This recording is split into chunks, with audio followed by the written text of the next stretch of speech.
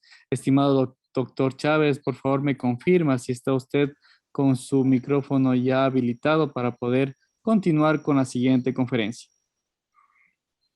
Buenas noches, sí, yo los escucho perfectamente. Estoy en el hospital en este momento, entonces es posible que la señal tenga ciertas deficiencias. Me sabrán disculpar en ese aspecto, por favor. Muchísimas gracias, doctor.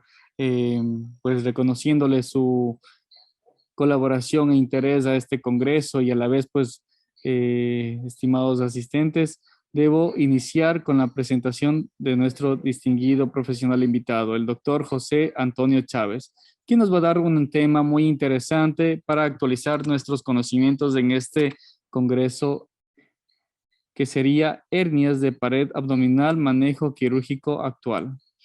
El profesor invitado es cirujano general y laparoscópico del Hospital General Enrique Garcés, presidente e instructor del Centro de Investigación y Adiestramiento Quirúrgico Quirón, instructor en simulación clínica y quirúrgica avalado por Harvard, docente y tutor del posgrado de Cirugía General de la Universidad Central del Ecuador. Actualmente es docente también de cirugía del posgrado de cirugía vascular de la Pontificia Universidad Católica del Ecuador. Es jefe del Servicio de Cirugía General del Hospital General Enrique Garcés, Quito. Cirujano general y laparoscópico asociado a diversas clínicas y hospitales de la ciudad de Quito. Coordinador académico del posgrado de cirugía general y actualmente es director médico de la Clínica de Hernias en Quito. Estimado doctor Garcés, es un gusto pues tener tan distinguido profesional destacado en nuestro congreso. Tiene usted la palabra y de esta manera pues vamos a confirmar si ya está compartiendo su pantalla. Bienvenido una vez más. Bueno, buenas noches con todos. Primero algunas correcciones porque me parece que esta presentación tenía ciertas dignidades que ya no ocupo. Por ejemplo, ya no soy el jefe del servicio de cirugía general del Hospital Enrique Garcés, ni me encargo de la coordinación académica del posgrado de cirugía general. Soy José Antonio Chávez, mucho gusto con todos. Vamos a trabajar el día de hoy hablando un poco sobre hernias de pared abdominal, que es un tema bastante fascinante. Ha tenido una condición de modificación en los últimos años sobre las perspectivas que se tienen y la terapéutica que se realiza. Es verdad que nosotros tenemos una gran ventaja desde los años 90, que es la laparoscopía, pero más o menos a partir del año 95, 98, recién se consideró el tratamiento laparoscópico para las hernias abdominales. Y en la actualidad se está yendo un poco al asunto de la cirugía robótica para las hernias abdominales de difícil resolución, siendo la cirugía laparoscópica la cirugía de elección para este tipo de procedimientos, casi en todas sus características.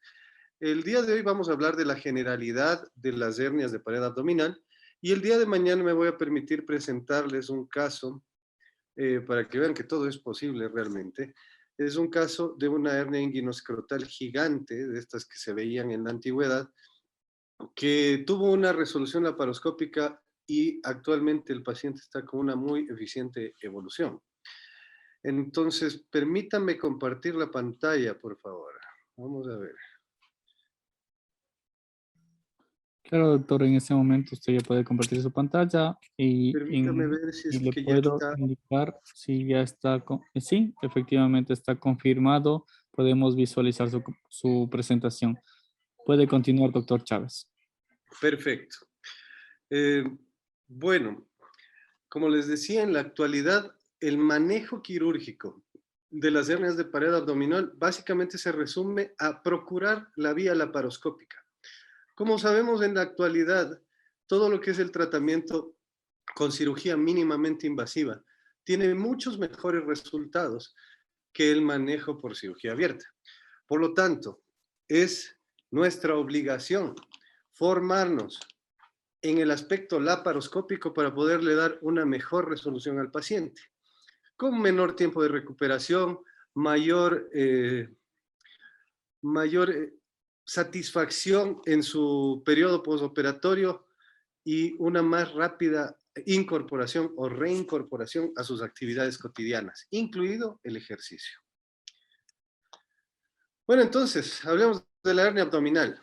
Aquí hay un principio físico para las hernias abdominales. Vamos a imaginar, como vemos aquí, una llanta de un carro con tubo, o un balón de fútbol de esos que nosotros jugábamos cuando éramos chiquitos y que le dábamos duro hasta que empiece a salirse el bleris por un lado, que es la parte de adentro.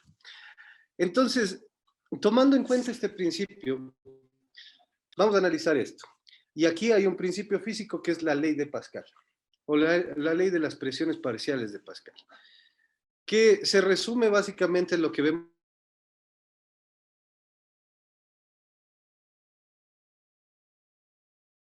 Decir esto, que en un continente cerrado, la presión que ejerce un fluido se esparce hacia todo el volumen del continente en iguales proporciones de presión. Es decir, el líquido ejerce su acción de presión hacia las paredes de este continente en todas las direcciones de igual manera, en un continente cerrado, ¿ya?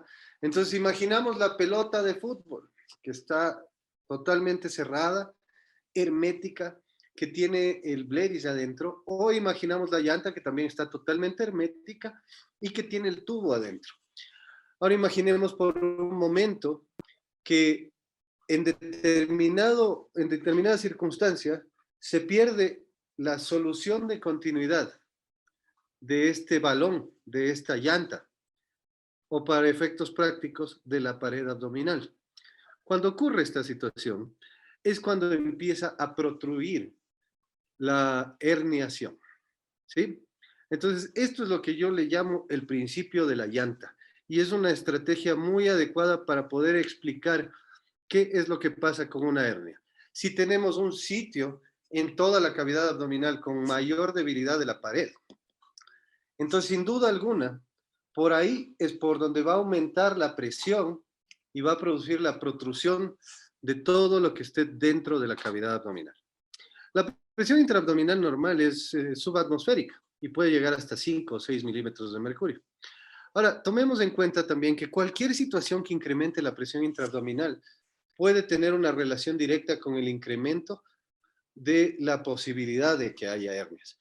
Por ejemplo, los pacientes que se engordan o las pacientes que están embarazadas o pacientes fumadores con tos crónica o pacientes que realizan actividades físicas intensas donde gracias a la fuerza tengan que elevar la presión abdominal o inclusive, por ejemplo, los pacientes prostáticos tienen esas características en las que elevan la presión intraabdominal y los orificios típicos donde normalmente hay una debilidad de la pared son susceptibles a que se desarrollen hernias. Entonces, el concepto de hernia abdominal es una debilidad de la pared de la cavidad, que es lo suficientemente grande como para permitir el escape de tejidos blandos o vísceras internas. Entonces, de aquí, ¿cuáles son las frecuentes? Las frecuentes son las inguinales, porque obviamente tenemos el orificio inguinal y el canal inguinal, que es un área de mayor debilidad, ya que durante el desarrollo embrionario, los testículos o el ligamento redondo tienen un reposicionamiento, de tal forma que queda un orificio natural ahí, que usualmente no causa problemas. Pero si es que nosotros tenemos una constante o un constante incremento de la presión intraabdominal, en definitiva nos va a ocurrir esto, ¿sí? Que puede desarrollarse una hernia. La hernia umbilical, ni se diga, tenemos un orificio umbilical que es típico de la característica de unión materno-fetal, que como ya la conocemos, al momento del nacimiento esto se oblitera, pero siempre queda un orificio. Este orificio puede aumentar de tamaño con el tiempo y puede producir una hernia. Las hernias epigástricas también tienen una frecuencia bastante importante y, por supuesto, las hernias incisionales. Llamadas hernias incisionales cualquiera que haya sido después de un procedimiento quirúrgico en el que se haya accedido o en el que se haya incidido sobre las fascias. Tenemos otro tipo de hernias que son un poco más infrecuentes, la hernia femoral, la hernia ocrural, la hernia obturatriz, la hernia de Spiegel, la paraostomal y la lumbar. Todas estas hernias tienen características especiales. Por ejemplo, la hernia de Spiegel, obviamente, desarrollada en el orificio de Spiegel, que es un poco más arriba de la línea arcuata. Entonces, esto nos da pues ciertas características muy específicas de este tipo de hernias que son realmente muy infrecuentes. La relación de frecuencia entre las hernias, entre la inguinal, la umbilical, epigástrica e incisional, todas combinadas frente a las infrecuentes, es una relación casi de 20-1. A ver. Hablemos un poquito así a breves rasgos de la condición histórica. ¿Qué significa? Entonces, hernia viene del vocablo hernios, que significa botón, retoño o cogollo. Ahí como vemos en el dibujo de una vasija de terracota fenicia, ahí podemos ver una representación de una hernia umbilical. En el lado izquierdo vemos la representación de una eventración o una hernia ventral a partir de un procedimiento, o mejor dicho, a partir de un trauma abdominal. Entonces, de ahí viene la palabra eventración, que viene de eventratio, que significa fuera y venter significa vientre, es decir, fuera del vientre. La condición de hablar de hernias va muy de la mano de la evolución del ser humano. Ya se ha visto en Sumeria, más o menos 4000 antes de Cristo, que se hablaba sobre la herniotomía. En el papiro de Ebers, en el 1550 antes de Cristo, ya se refería a las hernias como un hinchazón de la pared abdominal. Luego, esto fue una era de oscurantismo, de remedios caseros, en las cuales realmente lo único que se procuraba hacer eran instrumentos que tapen u ocluyan estas eventraciones, estas hernias. Es en los años, en la Edad Media, con la aparición de los barberos, donde empiezan a existir estos procedimientos de las hernias, e inicialmente eran los barberos y no los médicos quienes realizaban el procedimiento quirúrgico. No es sino después del año 1100, cuando ya en realidad toma la pauta la medicina sobre la condición de las hernias. Entonces, todo esto antes fue un oscurantismo total en cuanto a las hernias, no hubo mayores avances. Pero luego de eso, a partir del 1100, con la disección de cadáveres se encontró la amplia gama de anatomía que se debe conocer para poder resolver los problemas herniarios. Y empezó a ser reemplazado los dispositivos para evitar la salida de las eventraciones por procedimientos quirúrgicos que fueron desarrollándose de poco en poco. Aquí tenemos otras gráficas que son muy interesantes sobre cómo se tenía la percepción de la cirugía de las hernias, de la disección de los cadáveres. Entonces son láminas muy agradables que pone Carbonell en su artículo sobre la historia de las hernias. Entonces aquí está un poco de lo que hablábamos. Si ustedes pueden revisar, aquí prácticamente eran corsets que tenían tapones que se utilizaban para reducir las hernias principales, sobre todo si nosotros vemos en el lado izquierdo, este señor Barbón tiene el pene salido por un orificio en una especie de fajadura que trata de sujetar las hernias inguinales que tiene el paciente, ¿no? Ahí al lado se ve el mecanismo a través del cual se producía eso. Y miren todo esto. En realidad, se trata de una cantidad de dispositivos que lo que pretendía era utilizar sistemas de tapón.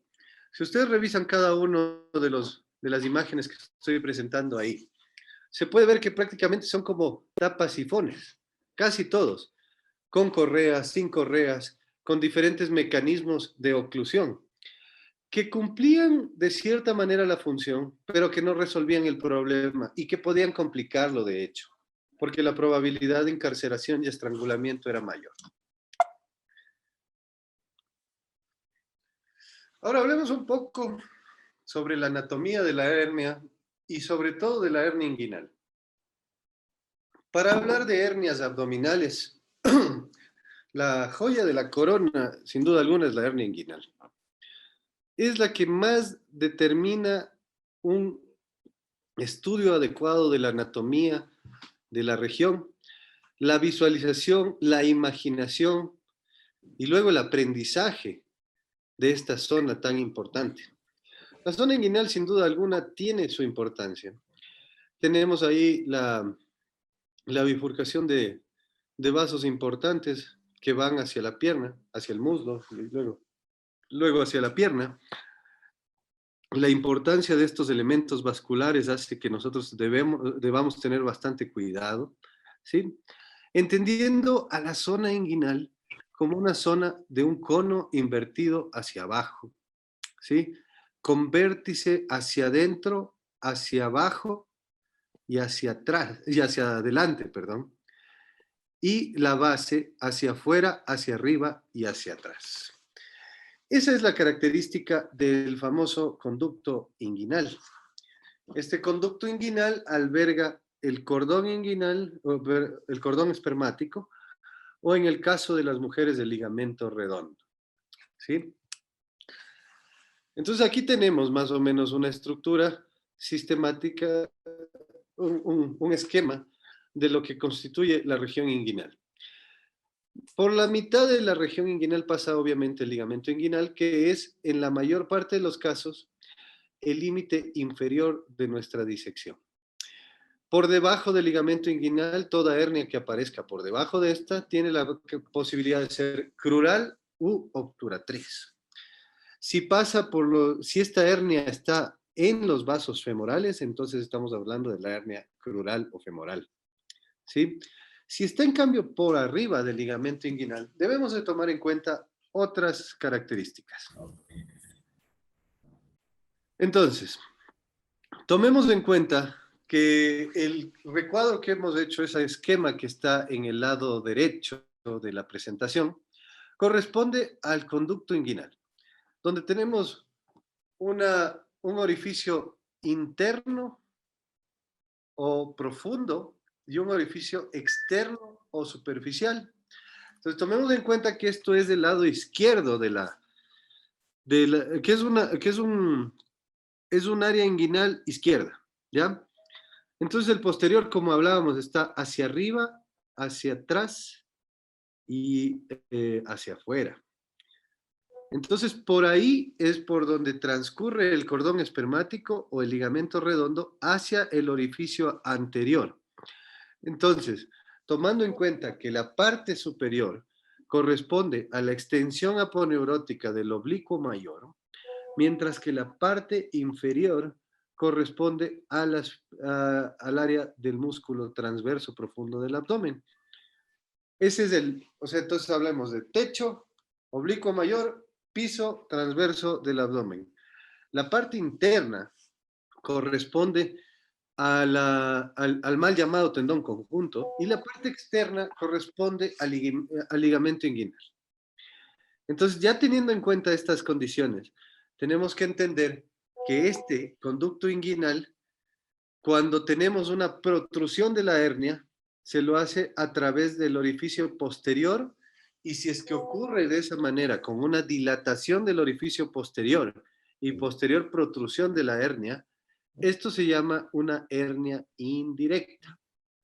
Indirecta porque va a través de ese conducto. La hernia directa se produce cuando a nivel del piso, que era nuestro transverso profundo, existe una debilidad en un triángulo que se llama el triángulo de Hesselbach. Entonces, si es que ocurre eso, en ese momento protruye la hernia y esa hernia se llama hernia directa. Esa es la base de la anatomía inguinal. que me parecía importante retomar y conversarlo un poco durante esta charla. Entonces, aquí nosotros tenemos un esquema donde vemos un paciente de características normales, un paciente con hernia directa. Recuerden el cuadro que teníamos antes. Entonces aquí, en el paciente normal, nuestro punto de referencia cuando hacemos un corte axial como el que está ahí, es tomar los vasos epigástricos. Entonces, todo lo que esté por fuera de los vasos epigástricos, esta es una zona inguinal derecha, todo lo que esté por fuera de los vasos epigástricos, es decir, cuando nosotros hacemos una disección, ya sea en cirugía abierta o en cirugía laparoscópica, y vemos que protruye a través del orificio inguinal profundo que está siempre por fuera de los vasos epigástricos, ahí es donde hablamos de una hernia inguinal indirecta, ¿ya? Que con una maniobra de Andrews podemos establecerla. La hernia inguinal directa, en cambio, como les hablaba, es una debilidad a nivel del triángulo de Hesselbach, correspondiente a la parte del transverso profundo del abdomen, y de esa manera, con esa debilidad, se produce una hernia directa, porque esto se llama directa porque va directamente de la cavidad abdominal y hay una verdadera debilidad en una zona importante de fascias. Acá abajo vemos un gráfico, un esquema también de los diferentes tipos de hernias que tenemos, de la hernia epigástrica, incisional, umbilical, directa e indirecta. Finalmente quiero hablar un poquito sobre la visión laparoscópica de la hernia inguinal, que va a ser bien importante cuando revisemos los videos que tenemos preparados, porque para la visión laparoscópica hay, así como también cuando se habla de vesícula y de la visión crítica de Strasberg, se habla también de la visión crítica de la hernia. Entonces, para la visión crítica de la hernia, nosotros debemos considerar ciertos landmarks, o mejor dicho, ciertos puntos de referencia dentro de la técnica laparoscópica. Uno de los puntos de referencia más típicos son los vasos epigástricos. Los vasos epigástricos que los vemos aquí, que está, todo esto está en inglés. Estos vasos epigástricos llegan hasta el vértice del orificio miopectíneo de Frouchon. Y luego parecería que se dividen en dos estructuras, pero en realidad no es eso. Lo que nosotros vemos ahí, que es la típica imagen que le llamamos la imagen de Mercedes-Benz, corresponde, no sé si se puede ver la flecha que estoy utilizando, el cursor. ¿Alguien me puede decir si es que se puede ver eso? Sí se ve. Gracias, doctor Mario, bienvenido.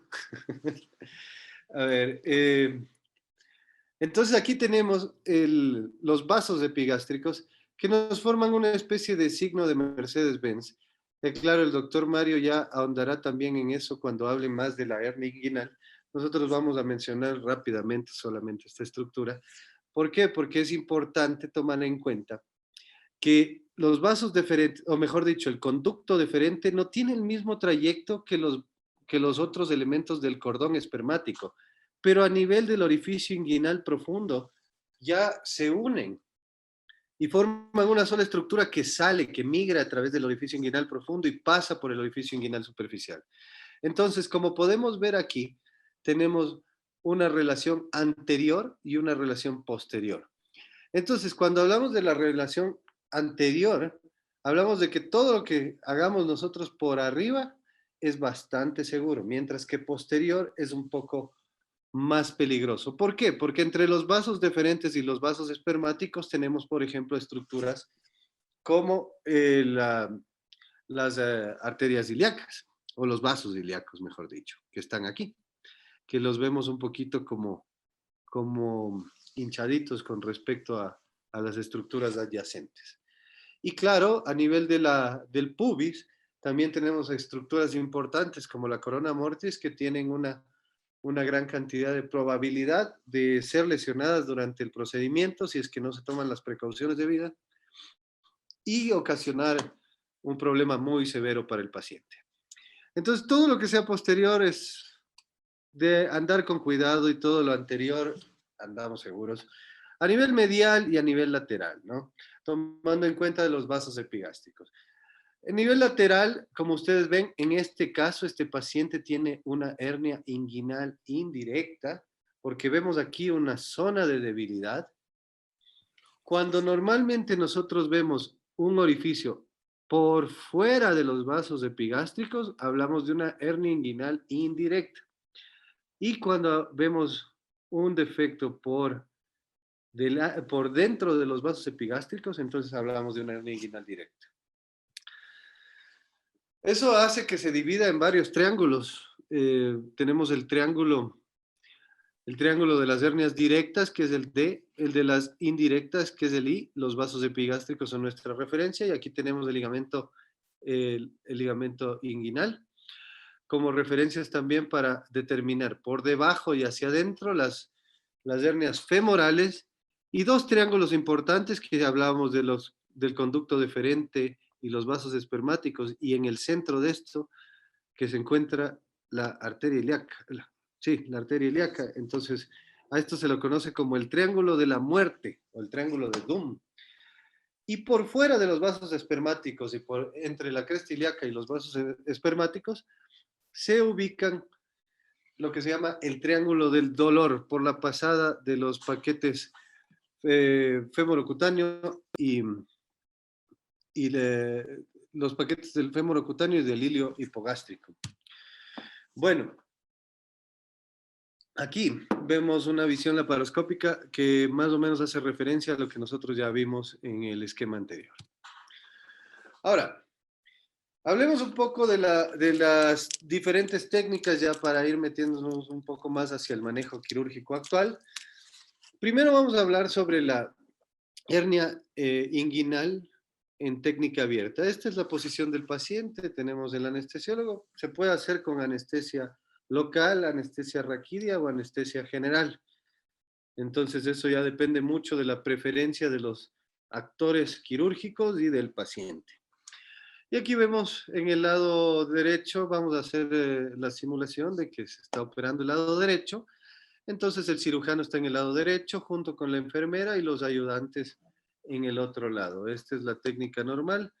Y aquí la incisión es una incisión paralela al ligamento inguinal para que nosotros podamos simular la condición del trayecto del conducto inguinal y tener una disección mucho más adecuada.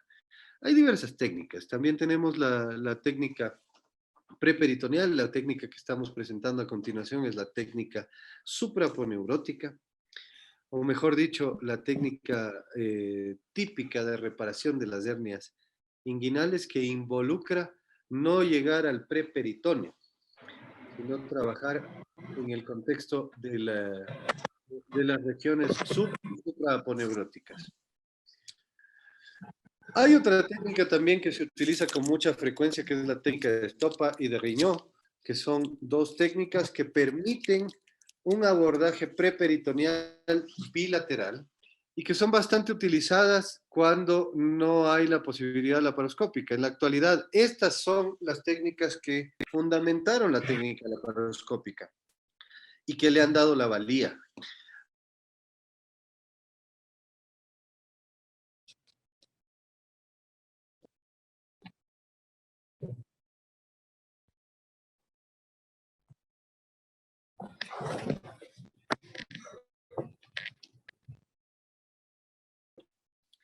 De la técnica abierta. ¿Me pueden indicar si el video está corriendo bien o estamos un poquito malos con la señal? Sí, estamos un poquito con pausas, doctor, pero sí estamos visualizando, por lo menos por lo que usted nos indicaba por el tema de conexión, que se va a dificultar, pero estamos visualizando una parte. Bueno, lo que puede ver aquí en el video es cómo se hace una infiltración con anestesia local y posteriormente se atraviesa la fascia de Camper y Scarpa. Con esta fascia de Camper y Scarpa atravesada, nosotros llegamos a la zona de la extensión aponeurótica del oblicuo mayor, donde justo correspondería al techo del conducto. Entonces aquí tenemos esa disección, hacemos la apertura de la aponeurosis del oblicuo mayor e inmediatamente ingresamos a la zona del conducto inguinal. Donde lo primero que vamos a encontrar es probablemente la hernia adherida firmemente al cordón espermático, en este caso de este paciente que es masculino, o al ligamento redondo en el caso de la mujer. Identificamos todo lo que es el orificio inguinal profundo y empezamos a hacer la disección. Con divulsión, de manera roma, podemos ver una imagen nacarada que ya corresponde a la zona del saco herniano. Hay mucho músculo cremaster por lo general en esto. Entonces lo que hay que hacer es irlo divulsionando hasta que nosotros podamos tener totalmente individualizada la hernia. La hernia que vemos aquí, ¿no? La hernia inguinal es una hernia grandecita. Tenemos que tratar de conservar siempre los vasos espermáticos, el cordón espermático y obviamente el conducto deferente, ¿no? Se infiltra el paciente en la zona del orificio inguinal profundo, la fascia nasal y el cordón. Aquí vemos cómo está protruyendo después de pedirle que puje al paciente. Y continuamos con la disección. Entonces, ¿se puede o no realizar un reforzamiento de la pared posterior? Como vieron, la hernia que tenía el paciente era una hernia de características directas. Es decir, salía por la pared posterior, por lo cual se hace un pequeño refuerzo y luego se coloca una malla, que afortunadamente estas mallas sabemos ahora que hay que colocarlas sin tensión, y estas mallas hechas de material no absorbible como el polipropileno, lo que permiten es que con esa porosidad al cabo de unas 6 o 8 horas ya se produzca la proliferación de fibroblastos, creando un verdadero fundido de losa e impidiendo que nuevamente se produzca la herniación. Esa es la técnica con cirugía abierta. Me gustaría mostrarles la técnica de preperitoneal. Entonces se hace una incisión de Pfannenstiel. La incisión de Pfannenstiel nos permite llegar a la fascia de los músculos rectos. Una vez que se hace la apertura de la fascia, se hace una divulsión de la misma.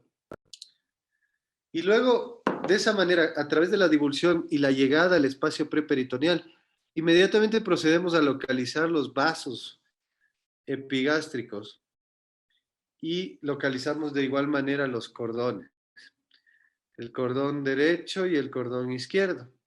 Ahí tiene sujetado, por ejemplo, el cordón derecho con la hernia. Se ve claramente la hernia y empieza a hacerse la divulsión de la hernia. Como ustedes ven, se puede hacer una divulsión roma de poco en poco, tratando siempre de conservar el cordón, los elementos del cordón espermático. Eso es fundamental en la cirugía de reparación de la hernia, en técnica abierta y en técnica laparoscópica. Una vez que se tiene el saco herniario, que ya lo tenemos ahí totalmente doblado, lo extirpamos, hacemos una ligadura de la base del saco herniario y empezamos a hacer lo mismo al otro lado. Si es que fuera bilateral, ligamos completamente y luego colocamos una malla de polipropileno que ocluya la salida del orificio inguinal profundo, que es por lo general por donde salen las hernias. Luego cerramos la aponeurosis y la piel. Entonces, claro, por el principio de Pascal, esta presión, este aumento de la presión intraabdominal, ya con la malla puesta, ocasiona que no haya defecto.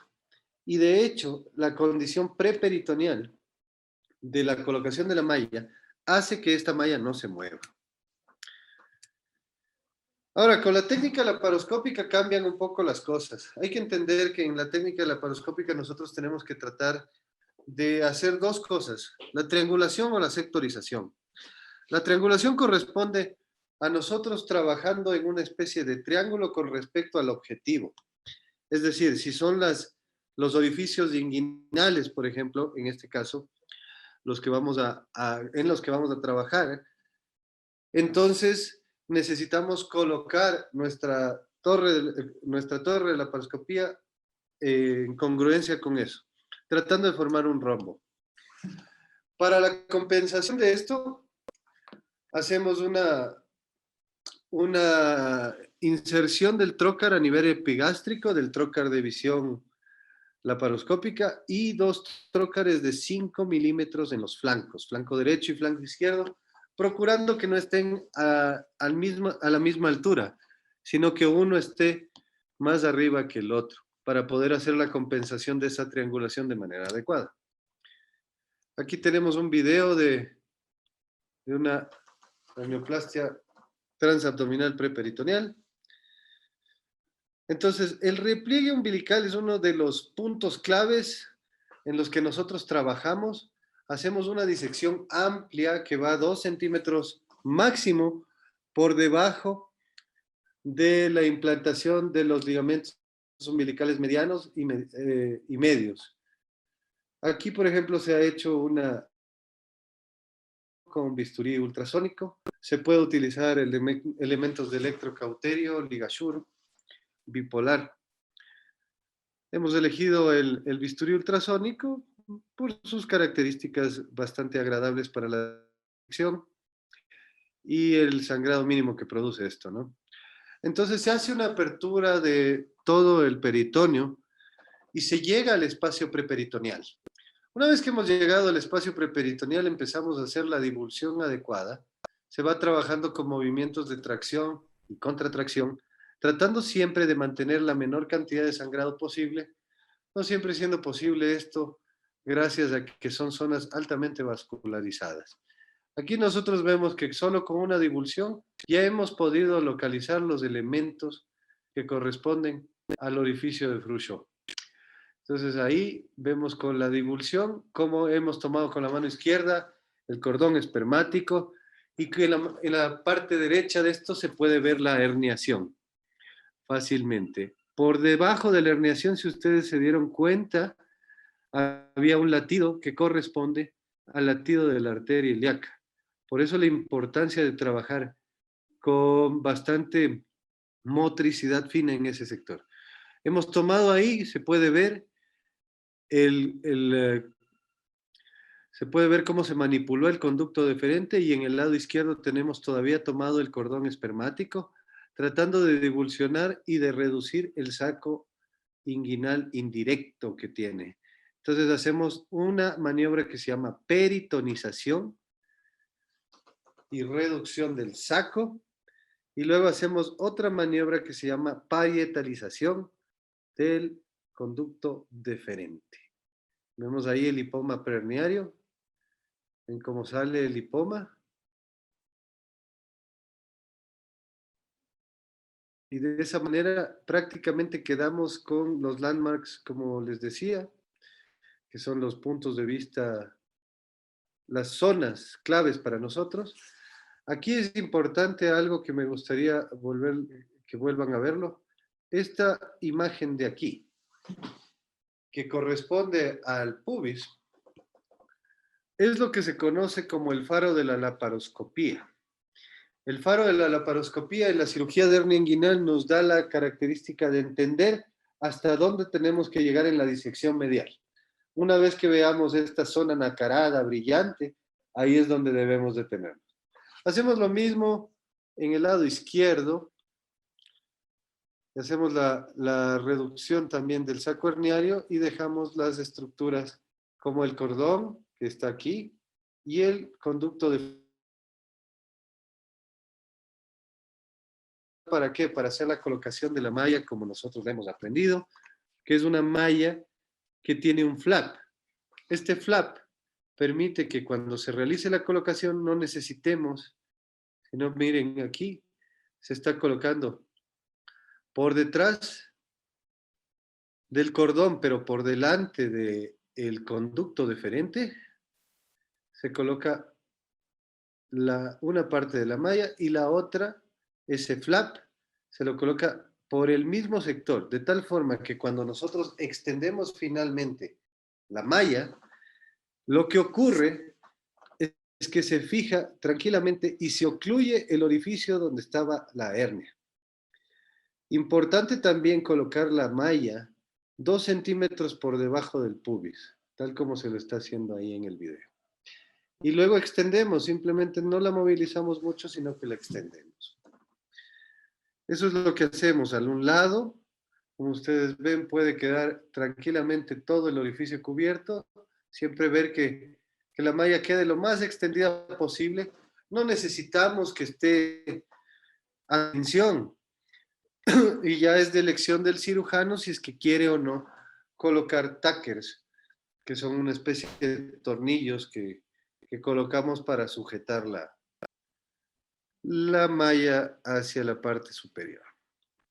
Hacemos eso en el un lado y luego hacemos lo mismo al otro lado, de tal manera que al final nos queda de esta forma.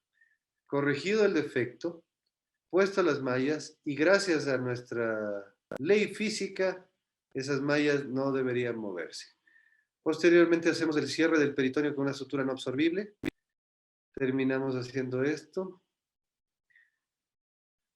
Y la cirugía termina. Entonces, claro, los resultados son excelentes para el paciente.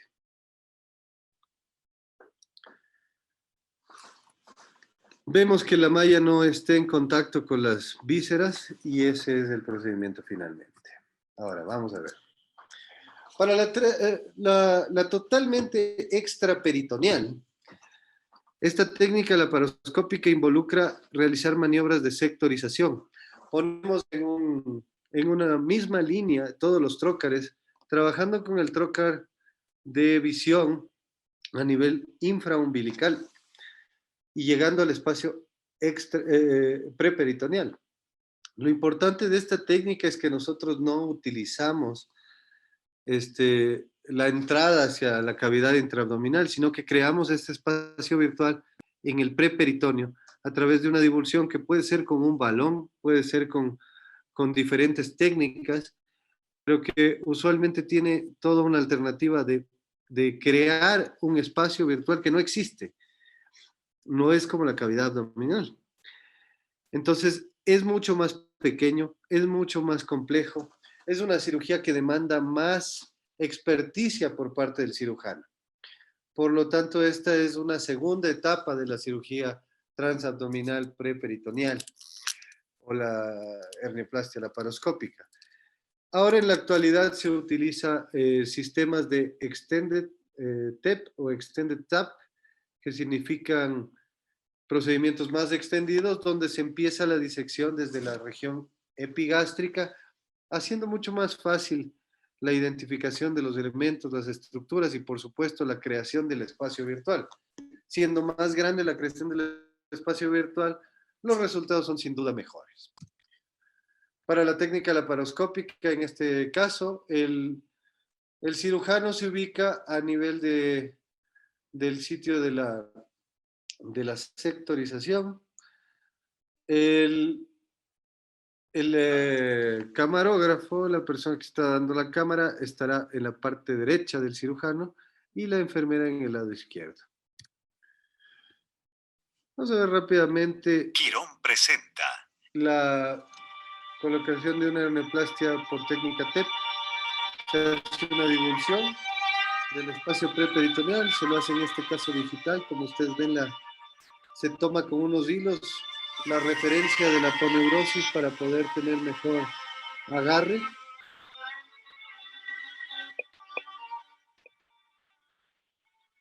Entonces, una vez que hemos hecho la disección, se colocan los trócares en la línea media y se trabajan con 2 pinzas, solamente haciendo divulsión y tratando de llegar a las mismas estructuras que vimos en la técnica transabdominal preperitoneal. Girón presenta. Se nos fue otra vez. Entonces se hace la disección del espacio y encontramos, en efecto, los mismos elementos. Encontramos los vasos epigástricos en la parte alta y también encontramos el cordón espermático y el conducto deferente, en este caso, que sigue siendo un hombre. Ahí, como pueden ver, está el esquema. Los vasos epigástricos también están en esa zona. Tenemos el triángulo del dolor, el triángulo de la muerte bien ubicados. Y finalmente lo que hacemos es, en este caso es bilateral, hacemos la disección en los dos lados y colocamos la malla tal como lo hicimos de la otra manera.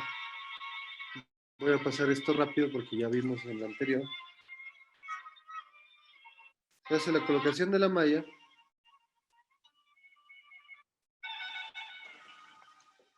En el un lado y en el otro, de tal manera que se hagan estos mismos flaps y nos permitan tener una disección súper adecuada. La ventaja de esto, obviamente, que nosotros sacamos los trócares, desinflamos la zona y se acabó la cirugía. Entonces, teóricamente es una cirugía que podría tomar menos tiempo. Continuemos. A nivel umbilical, las técnicas son variables. La que nosotros utilizamos es una técnica que propende poner el principio de la sectorización. Entonces, nuestro trócar epigástrico izquierdo es el que corresponde a la cámara, mientras que las dos pinzas que vemos, o mejor dicho, los dos orificios que vemos a nivel de flanco y fosa ilíaca, son los que utiliza el cirujano para la reducción y la reparación de esta hernia. Por lo tanto, el camarógrafo se encuentra casi en el hombro izquierdo del paciente, mientras que el cirujano está casi de frente al área umbilical. La cámara, importante, el monitor, ponerlo siempre frente al objetivo, para que no tengamos una situación de corrección durante la cirugía. Vamos a ver una hernioplastia umbilical. La hernioplastia umbilical tiene varias formas de ser tratada. Si nosotros queremos trabajar, miren, la posibilidad de que se forme un seroma es bastante común. Entonces, ahí el cirujano tiene una opción. Hay varias escuelas. Hay una escuela que indica que en todos los casos el saco herniario debe ser reducido hacia la cavidad abdominal y reparado el orificio. En otras escuelas se propende simplemente realizar la reducción de la incarceración, como estamos haciendo aquí, y del saco herniario, y dejar el orificio. Y si es que se forma el seroma, drenarlo a través de punciones. Estas punciones pueden ser con jeringuillas, se extrae el líquido y dentro de poco esa cavidad que quedó va a hacer que va a quedarse sin cerrada. Entonces vemos ahí, como se ve, es todo es el saco. Entonces ahí se puede realizar la reducción del saco. En este caso lo que estamos haciendo es simplemente realizando una colocación de una malla intraperitoneal con una técnica IPOM. Aquí vemos los tackers de Vicryl o los secure straps que se llaman, y vamos colocando simplemente una malla que puede ser introducida con intestinos y de esa manera tener el contacto con los intestinos y no causar adherencias ni no causar lesiones, ya que la malla de polipropileno, por ejemplo, si entra con el intestino en contacto, ocasiona una reacción importantísima que puede producir inclusive una perforación intestinal. No así con estas mallas de nueva generación de PTFE, de politetrafluoretileno sobre todo. Hay mallas de colágeno, hay mallas de diferentes tipos que se utilizan a nivel intraabdominal. Hay otras mallas que ya no se están utilizando, por ejemplo la Physiomesh, que que ocasionó un montón de problemas, entonces tuvo que salir del mercado. Pero todo esto es todavía un poco un camino que se está transitando. Entonces hay diferentes alternativas, diferentes puntos de vista. Hay gente que está muy hacia las colocaciones intraabdominales, otra gente que está hacia las colocaciones extraperitoneales o inclusive las transabdominales eh, con separación de componentes, etcétera, que también tienen algunas alternativas. Vamos a ver un poquito la técnica laparoscópica incisional. Para la técnica laparoscópica incisional, la característica de colocación de los trócares y del objetivo es bastante variable, la posición igual, bastante variable. Entonces depende mucho de dónde esté y dónde nosotros vayamos a hacer la triangulación y la sectorización. Esta es una hernioplastia incisional laparoscópica.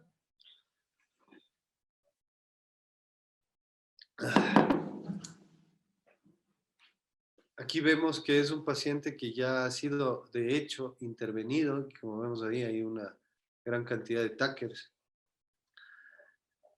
Entonces se va haciendo una disección de preferencia lo más roma posible y el tejido que va quedando es el que vamos quemando, ya sea con bisturí ultrasónico, con bipolar o con tijera y monopolar. Pues una vez que se ha logrado la liberación del saco herniario, como podemos ver aquí, tal como vimos en la parte de la hernia umbilical, una vez que se hace esta reducción del saco herniario, vemos aquí intestinos involucrados, entonces dejamos así mismo una zona. Vamos a adelantar un poquito, tenemos que seguir haciendo con mucho cuidado siempre porque los intestinos están dentro y a veces están mucho más delicados.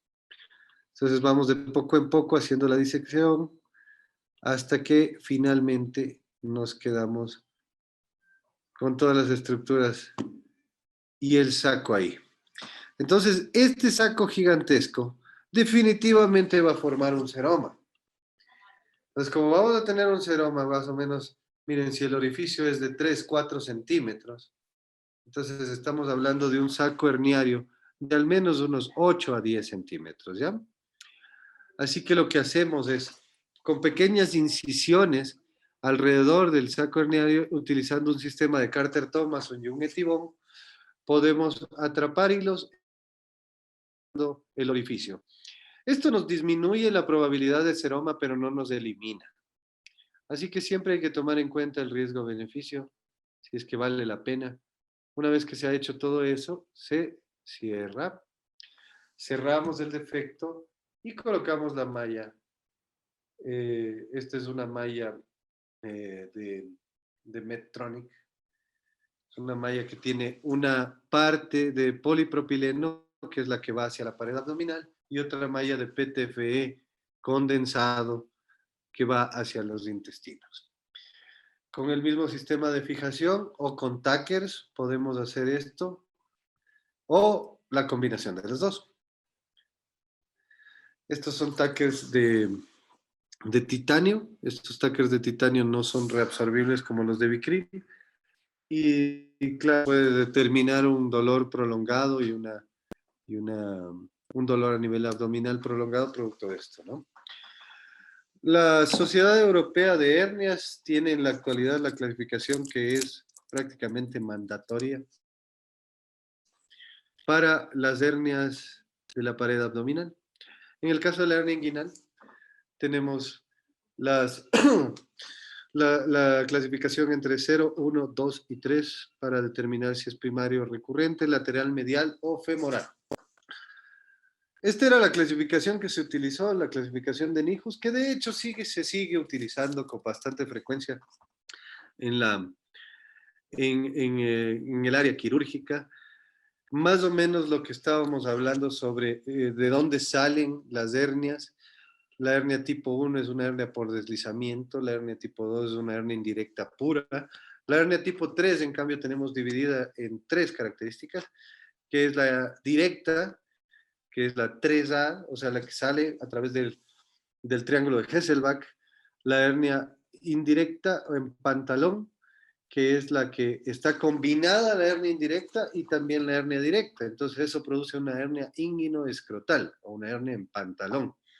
Y la hernia femoral que está por debajo del ligamento inguinal. Y la tipo 4 constituye todas aquellas que son recurrentes, directas, indirectas, femorales o combinadas. En cuanto a las hernias de la pared abdominal en general, la Sociedad Europea de Hernias tiene una clasificación entre mediales y laterales, ¿ya?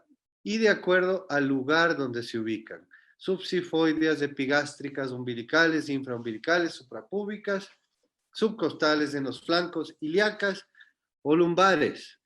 Esto nos da una característica a nivel de la geografía del abdomen que nos permite hablar a todos del mismo idioma. Es una clasificación bastante agradable, bastante fácil de manejar, que tiene que ver en cuanto a la posibilidad también del tamaño de la hernia. Si el tamaño es menor a 4 centímetros, es tipo 1. Si es de 4 a 10 centímetros, es tipo 2. Y mayor de 10 centímetros, es tipo 3. Entonces, en realidad es muy fácil este tipo de clasificaciones que se están utilizando mucho en la actualidad en los artículos científicos. Finalmente, independientemente del tipo de hernia y la aproximación terapéutica que nosotros tengamos, ya sea que lo vamos a hacer por técnica abierta, técnica laparoscópica o con utilización del robot, es importante entender los principios de reparación del defecto y hay que seguirlos de una manera estandarizada, conociendo la anatomía del paciente, la anatomía general de la zona, no entrando con una condición de improvisación, sino de absoluta certeza de lo que se va a hacer. Y esto nos va a permitir asegurar resultados eficientes. Eso es lo que tengo por hablar el día de hoy sobre hernias abdominales de manera general, porque en realidad es un tema súper amplio en el que podemos quedarnos un día entero del Congreso. Pero les agradezco mucho por la atención. Si tienen alguna pregunta o si quieren contactarme, ahí tienen las formas de contactarme. Si tienen alguna pregunta en este momento, soy todo oídos. Muchas gracias a Coexpo por la apertura.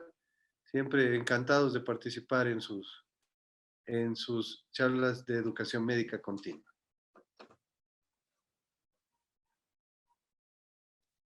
¿Alguna preguntita?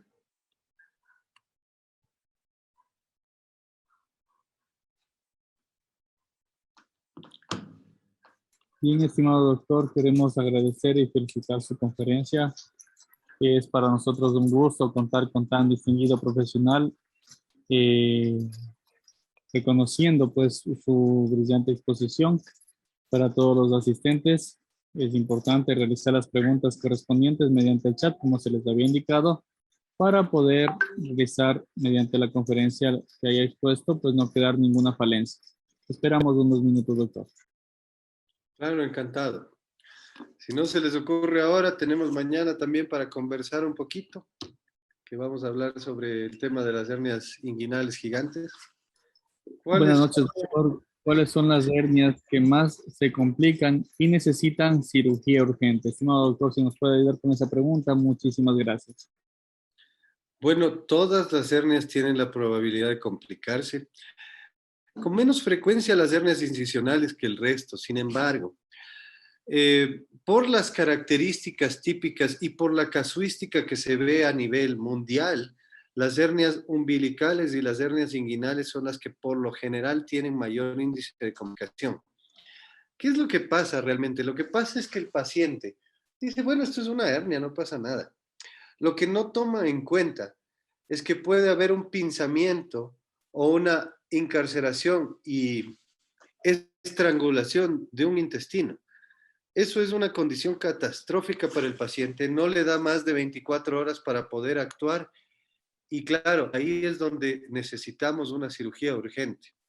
Si me ponen a pensar, si me ponen a mí a tomar una decisión sobre eso, yo consideraría que todas las hernias tienen cierta característica de urgencia, no de emergencia, de urgencia.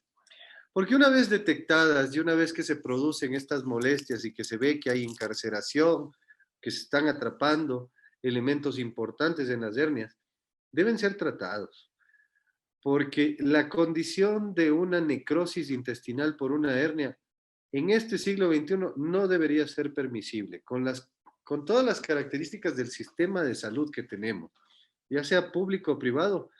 No podemos permitir que un paciente nos llegue con una hernia estrangulada. La prevención debe ser fundamental. Ahí es la característica del médico general, del médico que está en la salud rural, en el primer nivel de atención. Eso determina la adecuada terapéutica para el paciente y evitar estas complicaciones que tenemos. Muchas gracias, Cristina, por su pregunta. ¿Alguien más está con alguna duda? Adelante a las dos. Doctor, para nosotros es muy importante despejar cualquier inquietud, cualquier falencia en este congreso. Para nosotros es muy importante realizarle la siguiente pregunta. En lo que respecta al tiempo, ¿nos puede realizar, por favor, un resumen de su conferencia para los asistentes? Claro, con todo gusto. Entonces, para entender las hernias de pared abdominal, nosotros entendemos primero el principio de lo que hablábamos sobre la llanta.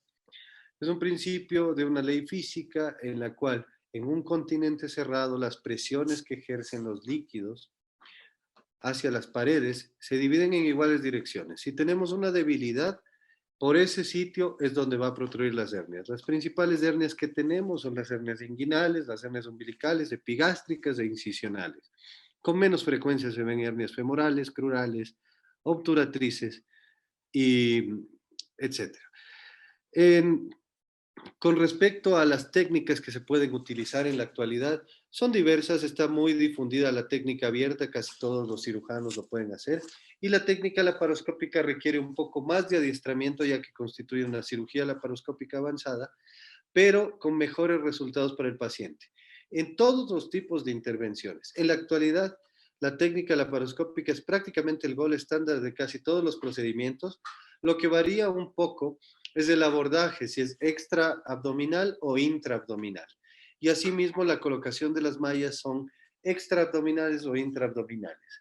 De igual manera, la corrección de los defectos, se pueden realizar la corrección de estos orificios o dejarlos y colocar las mallas, siempre y cuando tomando en cuenta la posibilidad de seromas.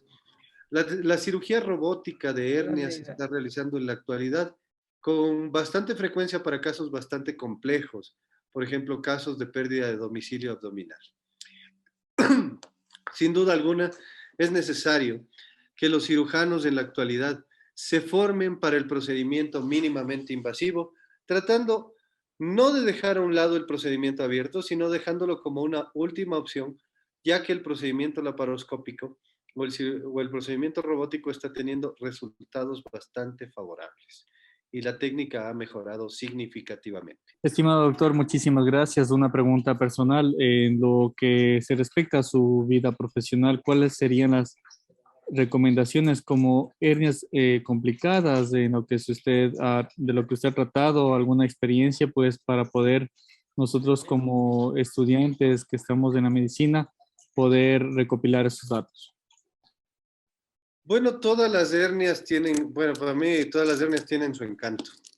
En realidad la cirugía de hernias es una cirugía fantástica, una cirugía muy anatómica que involucra principios de anatomía, principios embriológicos, de fisiología, hasta de física. Entonces, en realidad, todas tienen su encanto. Sin embargo, si hablamos de complejidad, las hernias que tienen una mayor progresión en el tiempo son las que usualmente causan mayores problemas. De ahí las que sin duda, perdón, se llevan el trofeo a la dificultad son las hernias incisionales, productos de pérdida de domicilio abdominal. Por ejemplo, en pacientes que utilizan terapia de presión negativa o se ha trabajado con abdomen abierto durante un gran tiempo, se produce una retracción importante de las aponeurosis. Y esta retracción de las aponeurosis ocasiona que en muchos casos sea muy difícil volver a poder unir y volver a tener la continencia abdominal. Entonces hay que realizar estrategias muy importantes para disección, etcétera. En donde, claro, están pegados los intestinos y dan una cirugía que todo el mundo pensaría que es sencillo, una cirugía de hernia, se puede realmente conformar en una cirugía muy compleja.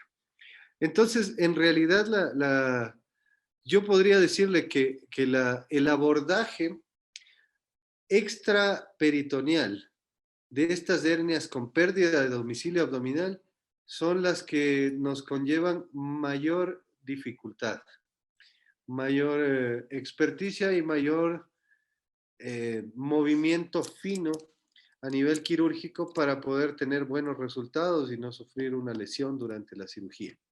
Sí son ciertamente complejas. Muchísimas gracias, estimado doctor, por aclararnos cualquier duda, inquietud en este espacio, pues que se ha tomado, y agradecer de parte del comité organizador su gentileza de haber compartido sus conocimientos en este congreso. Estamos seguros de haber compartido, pues, y haber llegado a los queridos asistentes esa expectativa de compartir sus conocimientos. El día de mañana, pues, tenemos el gusto de compartir nuevamente con el doctor José Antonio Chávez. Muchísimas gracias, doctor. Que tenga una buena noche y hasta mañana. Muchas gracias. Hasta mañana. Saludos, Antonio.